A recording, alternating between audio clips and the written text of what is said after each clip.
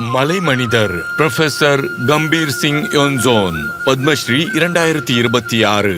86 வயதிலும் இளமையாக இருக்கும் இவர் கல்வியாளரும் உலக புகழ்பெற்ற அறிஞரும் ஆவார். மலைப்பகுதிகளில் இருந்து பல சாதனைகளை முதன்முறையாக நிகழ்த்தியவர். நான் கலிம்போங்ல இருக்கிற சிஞ்சேங்கிற சின்ன கிராமத்துல பிறந்தேன். அப்பெல்லாம் மாடர்ன் டிரான்ஸ்போர்ட்டோ இல்ல கம்யூனிகேஷனோ இருக்கல. ஆனா அது எனக்கான மறைமுக ஆசீர்வாதம் மாதிரி இருந்துச்சு. நாங்க இயற்கையோட முழுமையா வாழ்ந்தோம். தங்கள் குழந்தைகள் நவீன கல்வியையும் உயர்கல்வி பட்டங்களையும் பெற வேண்டும் என்பதே அவரது பெற்றோரின் கனவாக இருந்தது. பாட்டனில எம்எஸ்சி படிக்கணுங்கிறதுக்காக நான் வீட்டை விட்டு நார்த் பெங்கால் யூனிவர்சிட்டிக்கு போனேன். சில நாட்களுக்கு பிறகு அதே சப்ஜெக்ட்ல PhD பண்ண கல்கத்தா யூனிவர்சிட்டிக்கும் போனேன். 1962-64 காலகட்டத்தில் டார்ஜிலிங் அரசு கல்லூரியில் உயிரியல் அறிவியல் துறைக்கான MSc மற்றும் PhD பாடத்திட்டங்களை உருவாக்க உதவினார். இது அந்த பகுதி மாணவர்களுக்கு உயர்கல்வி பெறும் புதிய வாய்ப்புகளை உருவாக்கியது. அமெரிக்கா போன போது நம்ம எஜுகேஷன் சிஸ்டம்ல என்ன மாற்றம் பண்ணணுங்கிறத நான் தெளிவா புரிஞ்சுக்கிட்டேன். நம்ம மக்கள் வாழற இடத்துக்கும் வாழ்க்கைக்கும் பொருந்துற மாதிரி கல்வி இருக்கணும்னு நான் ஆசைப்பட்டேன்.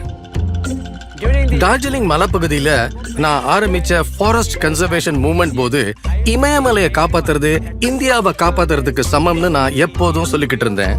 இந்திய கவர்மெண்ட் கிட்ட நாங்க தொடர்ந்து கோரிக்கை வச்சோம்.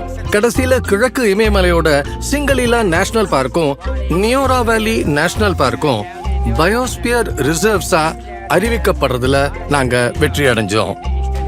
1985 ஆண்டு காலிம்போங்கின் சாங்கேபாங்கில் கிராமத்தின் முதல் தொடக்கப்பள்ளி உருவாக அவரது தந்தை தனது நிலத்தை தானமாக அளித்தார். 2014 ஆண்டு அது மேல்நிலை பள்ளியாக உயர்ந்தது. அதற்கு அவரது தாயாரின் பெயர் சந்திரமாயா சூடப்பட்டது.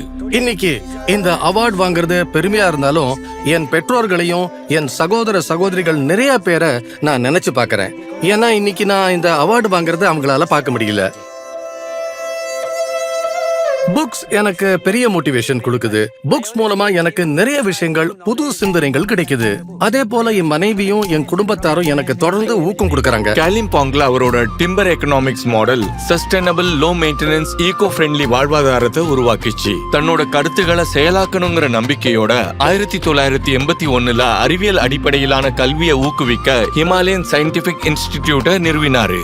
எங்களை சுத்தி இருக்கிற இந்த மரங்களும் இயற்கை சூழலும் ப்ரொஃபசர் GS யோன்சோனோட பங்களிப்பு தான்.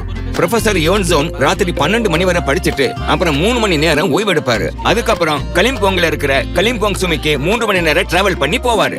என் வாழ்க்கையில பெரிய சந்தோஷம் என்னன்னா, பசங்க இயற்கையில இருந்து கத்துக்கிட்டு அவங்க இருக்கிற இடத்தையும் காப்பாத்துறது தான்.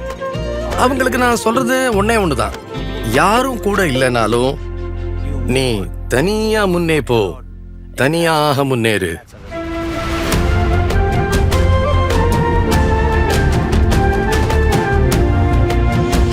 புரொஃபசர் கம்பீர் சிங் யோன்சோன், பத்மஸ்ரீ 2026.